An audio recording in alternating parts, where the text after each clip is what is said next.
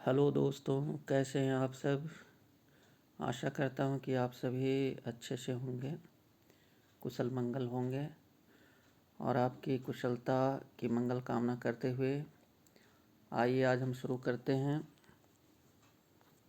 भारतीय राज व्यवस्था का पार्ट 2। और इसमें आज हम लोग डिस्कस करेंगे भारतीय संविधान का क्रमिक विकास कैसे हुआ है। जैसा कि आपको मालूम है कि भारतीय संविधान जो है पूर्ववर्ती जितने भी ब्रिटिश काल के अधिनियम थे, चार्टर थे, उन सभी से प्रभावित है हमारा संविधान।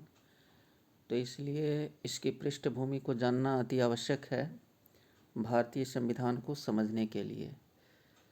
तो आइए इस कड़ी में हम आगे बढ़ते हैं और जानते हैं कि हमारा जो भारतीय संविधान आज जिस स्वरूप में है, आकार में है, वो दरअसल किस तरह से उसने अपना आकार ग्रहण किया, स्वरूप ग्रहण किया।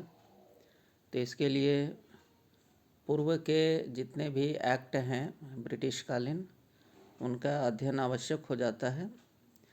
तो आइए इस कड़ी में हम लोग आगे बढ़ते हैं और आज जानते हैं 1833 ईस्वी का चार्टर एक्ट। समय समय पर जैसा कि आपको मालूम है कि ब्रिटिश सरकार जो है उस समय की जो ब्रिटिश क्राउन है वो समय समय पर चार्टर एक्ट बनाती थी यहाँ भारत के प्रशासन को शासित करने के लिए। इसी क्रम में 1833 ईस्वी में एक चार्टर एक्ट आया था। इसमें क्या प्रावधान किए गए थे? पुनः अगले 20 वर्षों तक चार्टर बढ़ाया गया। इसके द्वारा एक्सटेंशन हुआ चार्टर का और इसको 20 वर्षों के लिए बढ़ाया गया। तो इसीलिए 1833 के बाद फिर अगला जो चार्टर एक्ट था वो 1853 में आया हुआ था। दूसरा बात है कि चाय प्लस चीन व्यापार पर भी एकाधिकार समाप्त। जैसा कि 1813 के चार्टर एक्ट में ब्रिटिश ईस्ट इंडिया जो कंपनी थी उसको चाय का व्यापार करने का एकाधिकार था और चीन के साथ व्यापार करने का एकाधिकार था। तो ये एकाधिकार भी छीन लिया गया ये ब्रिटिश ईस्ट इंडिया कंपनी से। तो ये मोस्ट इम्पॉर्टेंट क्वेश्चन हो जाता है कि चाय और चीन के साथ व्यापार पर जो एकाधिकार था ईस्ट इंडिया कंपनी का, वह किस चार्टर एक्ट के द्वारा छीन लिया गया था? तो यह 1833 ईस्वी के चार्टर एक्ट के द्वारा छीन लिया गया था। तीसरी बात इसमें है कि बंगाल के गवर्नर जनरल को भारत का गवर्नर जनरल बनाया गया। जैसा कि आपको मालूम है कि जब ब्रिटिश यहाँ पर शासन स्थापित हुआ था तो सबसे पहला जो प्रदेश बना था, प्रोविंस बना था, ये बंगाल था। तो फिर बाद में इसका जो है ब्रिटिश सत्ता का विस्तार होते गया और भारत के कई प्रदेशों में इनका शासन हो गया स्थापित।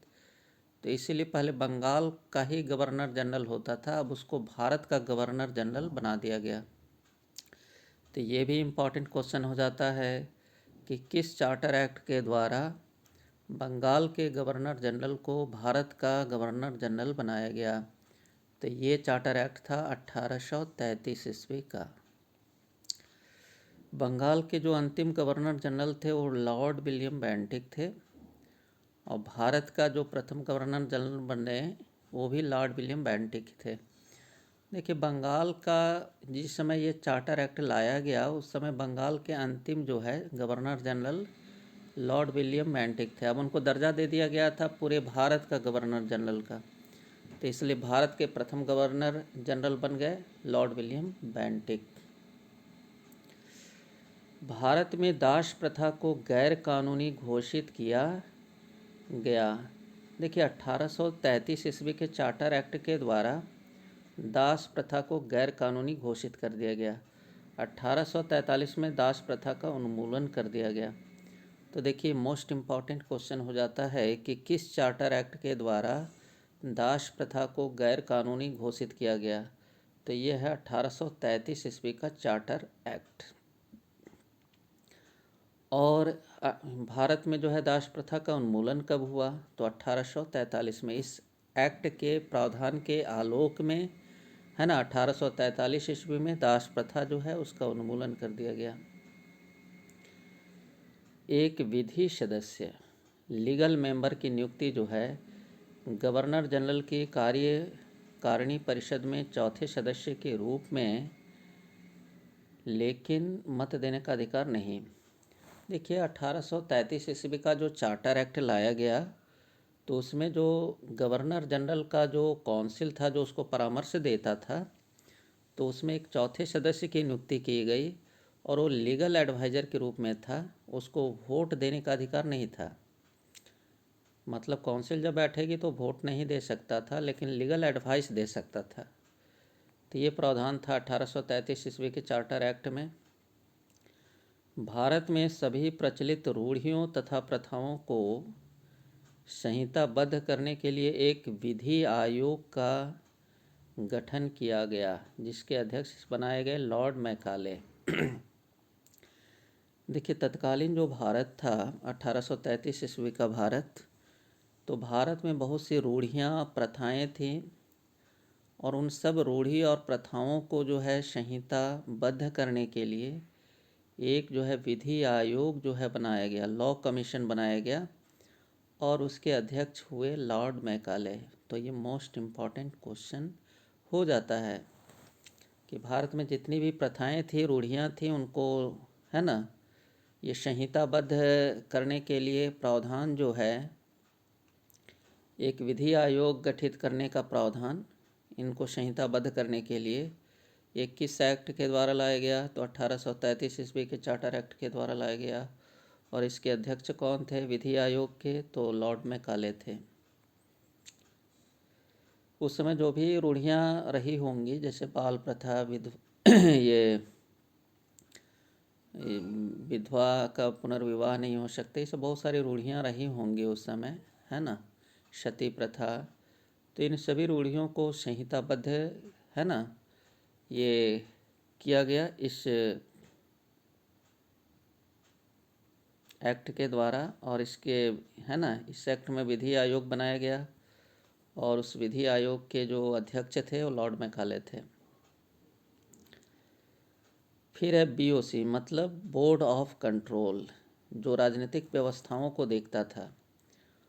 और ये बोर्ड ऑफ डायरेक्टर जो था वो कंपनी की व्यवस्थाओं को देखता था। ये बात आपको याद रखना चाहिए। तो बोर्ड ऑफ कंट्रोल के अध्यक्ष को भारत से संबंधित मामलों का मंत्री बनाया गया। देखिए बोर्ड ऑफ कंट्रोल का जो अध्यक्ष था, जो राजनीतिक मामलों को देखता था, वो भारत से संबंधित मामलों का उसको मंत्री बनाया गया।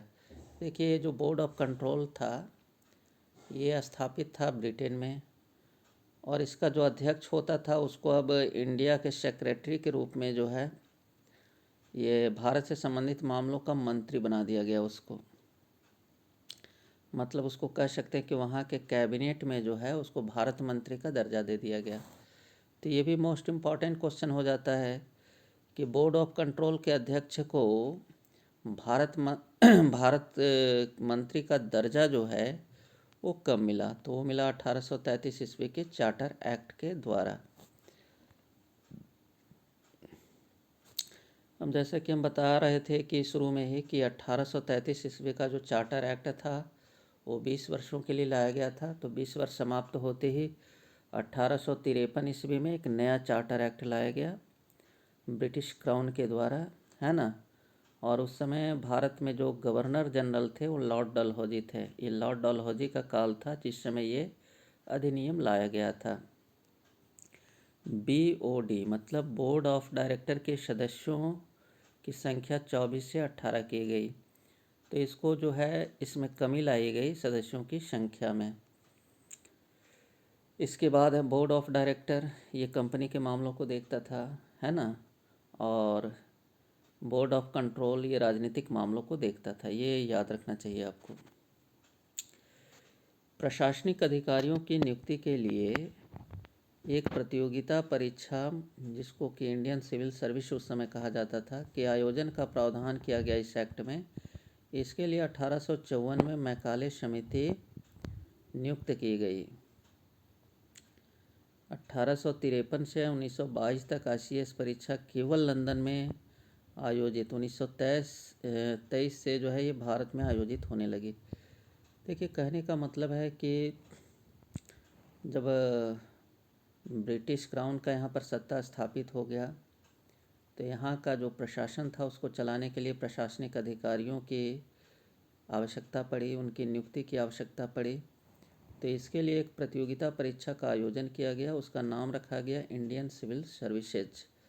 और ये जो इंडियन सिविल सर्विसेज थी इस समय इंग्लैंड में भी 1853 ईस्वी में इसकी शुरुआत की गई। किसके टाइम में की गई? लॉर्ड डलहौजी के टाइम में।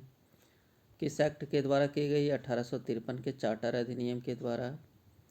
और 1853 से 1922 तक जो ये ICS की परीक्षा होती थी ये ब्रिटेन में ही आयोजित होती थी, ये हमारे देश में आयोजित नहीं होती थी। इसमें क्वालिफाई करने वाले में सत्येंद्र नाथ ठाकुर, सुभाष चंद्र बोस, ये सब का नाम आता है। सुभाष चंद्र बोस जो थे वो ICS की परीक्षा में चौथे रैंक कर रहे थे, ये भी आपको जानना चाहिए। तो ये देखिए 1854 में जो है मैकाले समिति इसके लिए नियुक्त किया गया था और इसी ने जो है ICS परीक्षा आयोजित करने की सिफारिश की थी। आगे है कि 12 सदस्यीय जो विधान परिषद बनाई गई है ना, इसके लिए जो है एक विधान परिषद बनाया गया। किसके लिए? तो गवर्नर जनरल जो भारत का था उसको परामर्श देने के लिए, उसकी सहायता के लिए, असिस्टेंस के लिए 12 सदस्यीय जो है एक लेजिस्लेटिव काउंसिल जो है बनाई गई थी। किस एक्ट के द्वारा? 1853 के चार्टर अधिनियम के द्वारा। गवर्नर जनरल परिषद के विधायी तथा प्रशासनिक कार्यों का अलग अलग कर दिया गया। देखिए, गवर्नर जनरल का जो काउंसिल था जो उसको परामर्श देता था तो उसको दो भागों में बांट दिया गया, विधायी और प्रशासनिक, है ना। विधायी कार्य करने वाला काउंसिल अलग रहेगा, प्रशासनिक कार्य करने वाला काउंसिल अलग रहेगा। मतलब कानून बनाने की जो काउंसिल है वो अलग और प्रशासनिक कार्य देखने वाला काउंसिल अलग। गवर्नर जनरल के अंदर में अब दो काउंसिल हो गए, एक विधायी और एक प्रशासनिक। और ये जो विधान परिषद था वो 12 सदस्यीय ही हो गया। तो ये सब 1853 ईस्वी के चार्टर अधिनियम की मुख्य बातें थी। अब हम लोग आगे आते हैं।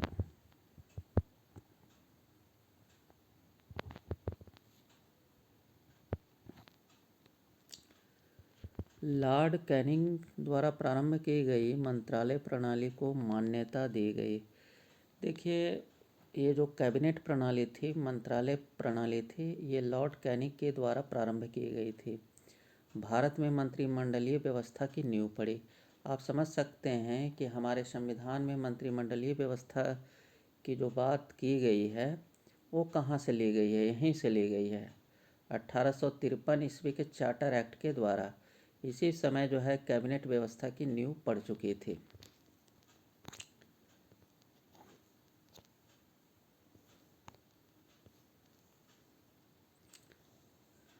तो भारत में मंत्रिमंडलीय व्यवस्था की नींव किसने रखी थी? लॉर्ड कैनिंग ने। इसके बाद वायसराय को आपातकाल में अध्यादेश जारी करने का अधिकार प्राप्त हुआ। जैसा कि आप पढ़ेंगे संविधान में कि जब भी देश में किसी प्रकार की इमरजेंसी होती है, जैसे बाह्य आक्रमण हो गया, आंतरिक जो है सशस्त्र विद्रोह हो गया या वित्तीय स्थिति चरमरा गई, ऐसी स्थिति में आपातकाल लगाया जाता है। तो आपातकाल में अध्यादेश जो है ऑर्डिनेंस लाने का जो है अधिकार वो वायसराय को प्राप्त हो गया। अब जो भारत का गवर्नर जनरल था वो वायसराय कहलाने लगा। कब से? 1857 ईस्वी के गदर के बाद। तो वायसराय को यह अधिकार दे दिया गया कि जब भी इमरजेंसी हो तो आपको काउंसिल से परामर्श करने की आवश्यकता नहीं है। बिना काउंसिल के परामर्श किए आप ऑर्डिनेंस ला सकते हैं, अध्यादेश ला सकते हैं और इस अध्यादेश को कानून के बराबर जो है दर्जा प्राप्त होता है। मद्रास और बॉम्बे प्रेसिडेंसियों को पुनः कानून बनाने एवं संशोधन करने का अधिकार मिला।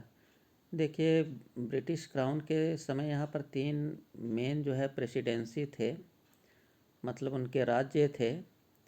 उसमें बॉम्बे था, मद्रास था, कोलकाता था। तो मद्रास और बॉम्बे प्रेसिडेंसियों को पुनः जो है कानून बनाने का अधिकार दे दिया गया और उसमें अमेंडमेंट लाने के लिए, संशोधन लाने का भी अधिकार दे दिया गया। 1833 में उनसे जो वापस लिया गया, अतः यहाँ से विकेंद्रीकरण प्रारंभ हुआ। ये 1833 में जो इनका ये अधिकार था, ये वापस ले लिया गया था, है ना। और फिर 1853 में जो है ये अधिकार फिर से दे दिया गया और यहीं से सत्ता का विकेंद्रीकरण प्रारंभ हुआ। मतलब सत्ता हम आप अकेले हाथ में नहीं रखेंगे, बल्कि सत्ता का विभाजन हो गया कि आप भी बनाओ कानून, हम भी बनाएंगे। तो ये विकेंद्रीकरण जो है यहीं से प्रारंभ हुआ। तो डिसेंट्रलाइजेशन जो है ये भी हमारे संविधान में लिखा हुआ है, सत्ता का विकेंद्रीकरण। तो इसका जो नींव है ये 1853 ईस्वी में ही पड़ चुका था। 1853 ईस्वी के चार्टर एक्ट में देखिए इसका प्रावधान मिल रहा है। अब आते हैं शाही उपाधि अधिनियम 1876। अब देखिए शाही उपाधि अधिनियम 1876 में क्या प्रावधान थे। 28 अप्रैल 1876 को विक्टोरिया को भारत की साम्राज्ञी घोषित किया गया। देखिए, ब्रिटेन की जो ये वहाँ की क्राउन की जो महारानी थी, ब्रिटिश क्राउन की विक्टोरिया, उसको 1876 ईस्वी में यहाँ पर एक दरबार का आयोजन किया गया था इंडिया में, और उसको है ना भारत की साम्राज्ञी की घोषणा कर दी गई थी। मतलब यहाँ का क्वीन घोषित कर दिया गया था, महारानी घोषित कर दिया गया था। तो ये है ना, विक्टोरिया को भारत की महारानी कब घोषित किया गया? 1876 में। किस अधिनियम के द्वारा किया गया? शाही उपाधि अधिनियम 1876 के द्वारा। 1 जनवरी 1877 को दिल्ली दरबार का आयोजन हुआ था और इसी में इनको जो है महारानी बना दिया गया था, भारत की महारानी, क्वीन ऑफ द इंडिया। केंद्रीय कार्यकारिणी में 6ठे सदस्य की नियुक्ति कर उसे लोक निर्माण विभाग का कार्य सौंपा गया। PWD नाम आपने सुना होगा, पब्लिक वर्क्स डिपार्टमेंट। इसकी नींव जो है अंग्रेज़ों ने ही रख दी थी। तो केंद्रीय कार्यकारिणी जो थी, ये कार्यकारिणी जो थी वो गवर्नर जनरल के अधीन थी, जो प्रशासनिक कार्यों को देखती थी। तो उसमें 5 सदस्य पहले थे और 6ठे सदस्य के रूप में जो है PWD विभाग है ना के सदस्य की नियुक्ति की गई। कुछ अन्य तथ्य हैं कि 1860 में प्रथम भारतीय बजट जेम्स विल्सन के द्वारा पेश किया गया। मोस्ट इम्पॉर्टेंट क्वेश्चन, देखिए हमारे भारतीय संविधान में जो है आय व्यय के लेखा जोखा का जो है ये उल्लेख मिलता है। बजट शब्द का उल्लेख नहीं मिलता, लेकिन आय व्यय का विवरण का उल्लेख मिलता है, जिसको हम बजट कह सकते हैं। तो ये देखिए प्रावधान जो है वो पहले से ही मिल रहा है, संविधान में जो है यहीं से लिया गया है।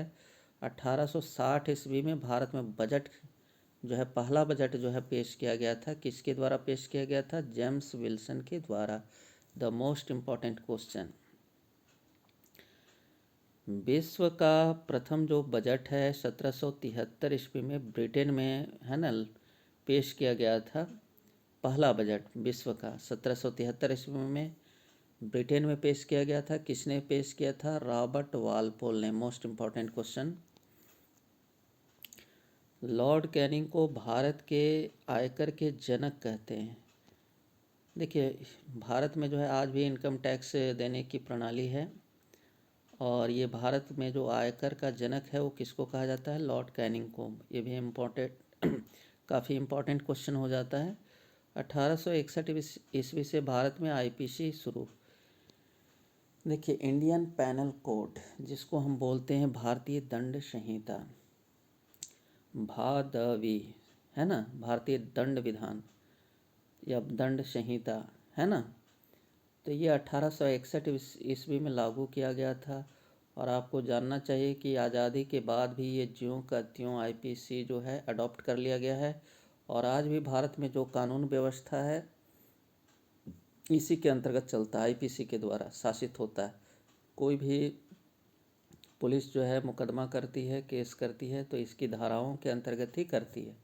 इनकी धाराओं में जो है बहुत कम अमेंडमेंट हुए हैं, ज्यों के त्यों ये चलते आ रहे हैं। 1862 ईस्वी में 3 उच्च न्यायालय बनाए गए थे। कब बनाए गए थे ये हाई कोर्ट? 1862 ईस्वी में। कौन कौन हाई कोर्ट थे भारत में बनाए गए? कलकत्ता, मद्रास और बॉम्बे। तो ये सब बहुत ही इम्पोर्टेंट क्वेश्चन हो जाता है एग्ज़ाम के व्यू से। इसके बाद है पृथक निर्वाचन पद्धति के आधार पर मुस्लिमों के लिए सांप्रदायिक प्रतिनिधित्व का प्रावधान किया गया। और ये प्रावधान किया गया था किस एक्ट में? तो ये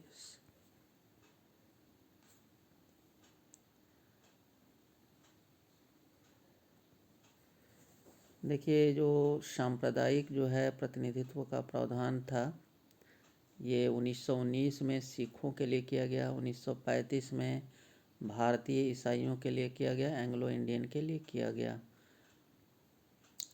और मुस्लिमों के लिए जो है सांप्रदायिक प्रतिनिधित्व का जो प्रावधान है वो पृथक निर्वाचन पद्धति के आधार पर, माने उनका निर्वाचन अलग से होगा, अलग कंस्टिट्यूएंसी में होगा, उनके लिए अलग कंस्टिट्यूएंसी दिए जाएंगे, अलॉट किए जाएंगे। उसमें केवल मुस्लिम ही फाइट कर सकते हैं, मुस्लिम ही इलेक्ट हो सकते हैं।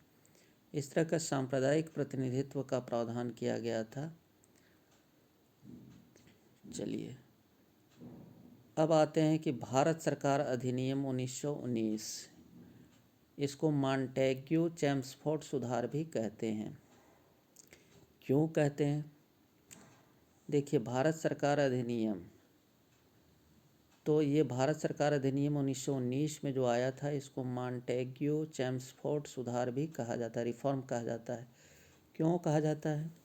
क्योंकि मॉन्टेग्यू जो थे उस समय भारत के राज्य सचिव थे और चेम्सफोर्ड जो थे वो भारत में वायसराय थे। देखिए, आपको जानना चाहिए कि 1857 ईस्वी के बाद भारत की व्यवस्थाओं में बहुत से परिवर्तन देखने को मिले थे।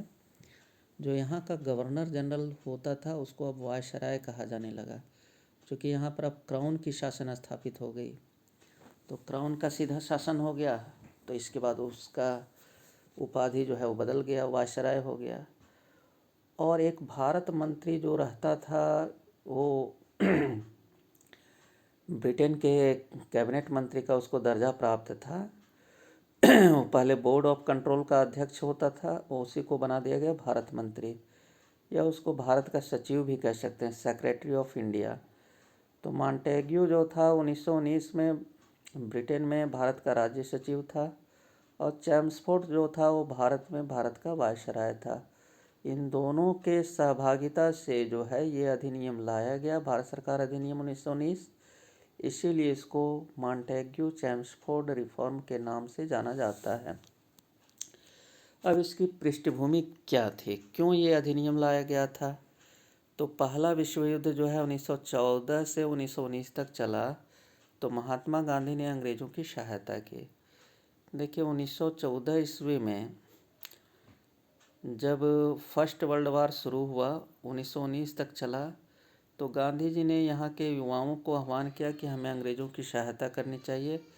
अंग्रेज़ों पर अभी विपत्ति आई हुई है, उनकी सहायता करो, तो शायद वो दया करके भारत को आज़ाद कर दें। हालांकि यह उनकी भूल थी, ऐसा कुछ हुआ नहीं। सर्वप्रथम 1917 में भारत सचिव मॉन्टेग्यू की घोषणा में भारत में उत्तरदायी शासन की बात की गई। देखिए, जो भारत सचिव थे इनको आप भारत मंत्री कह सकते हैं या सेक्रेटरी ऑफ इंडिया कह सकते हैं, जो ब्रिटेन में रहते थे। ब्रिटेन में इनको कैबिनेट मंत्री का दर्जा मिला हुआ था। तो 1917 ईस्वी में उन्होंने घोषणा की कि अब हम भारत में एक रिस्पॉन्सिबल जो है गवर्नमेंट देंगे, उत्तरदायी शासन वहाँ पर हम देंगे। तो ये उत्तरदायी शासन को लाने के लिए ये एक्ट को लाया गया था, 1919 के एक्ट को। गवर्नर जनरल की कार्यकारिणी में 3 भारतीय सदस्यों की नियुक्ति की गई। अब देखिए, यहाँ से जो है पहले सारे सदस्य जो होते थे, गवर्नर जनरल की जो कार्यकारिणी होती थी उसमें सारे जो सदस्य होते थे वो ब्रिटेन के सदस्य होते थे, अंग्रेज होते थे, लेकिन अब इसमें 3 भारतीय सदस्यों की नियुक्ति की जाने लगी। विषयों को केंद्र सूची और राज्य सूची में बांटा गया। देखिए, जैसा कि हमारे संविधान में संघ सूची, राज्य सूची और समवर्ती सूची की बात की गई है, तो ये देखिए 1919 के अधिनियम से लिया गया है।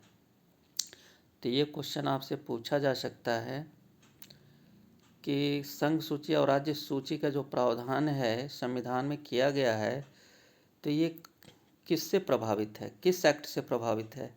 तो भारत सरकार अधिनियम 1919 से ये लिया गया है, वहीं से प्रभावित है। 1935 में केंद्र, राज्य, समवर्ती, ये 3 सूची हो गए थे। शुरू में 2 ही सूची थे 1919 में। अब देखिए, केंद्र में जो है द्विसदनीय व्यवस्था की गई। उस समय जो है केंद्र में 2 सदन की व्यवस्था की गई। एक राज्य परिषद, जिसको उच्च सदन का दर्जा प्राप्त था, और दूसरा था विधानसभा, केंद्रीय विधानसभा, जिसको निम्न सदन का दर्जा प्राप्त था। देखिए, राज्य परिषद जो था उसको इंग्लिश में काउंसिल ऑफ स्टेट कहा जाता था। ये आज के राज्यसभा से मिलता जुलता है। और केंद्रीय जो विधानसभा था, काउंसिल ऑफ असेंबली, है ना, तो ये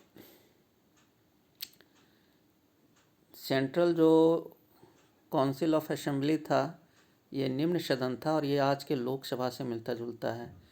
तो लोकसभा और राज्यसभा का जो प्रावधान है हमारे संविधान में, ये भी 1919 के एक्ट से प्रभावित है।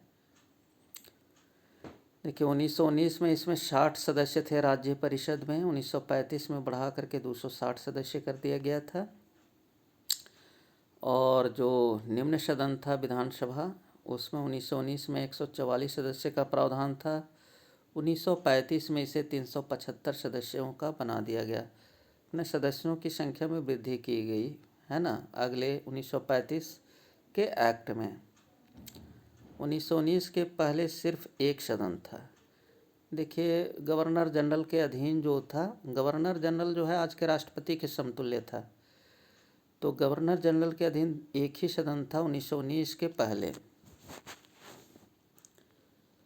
और वो एक सदन जो था साम्राज्यिक विधान परिषद, क्या कहलाता था? Imperial legislative council. Imperial legislative council जो है, या शॉर्ट में लेजिस्लेटिव काउंसिल भी आप कह सकते हैं। इम्पीरियल का मतलब हुआ कि ये क्राउन का यहाँ पर शासन था, ब्रिटिश क्राउन का, ब्रिटिश राजघराने का, तो वही साम्राज्य को इम्पीरियल कहते हैं। तो साम्राज्य विधान परिषद उसका नाम था। तो एक ही सदन था 1919 के पहले।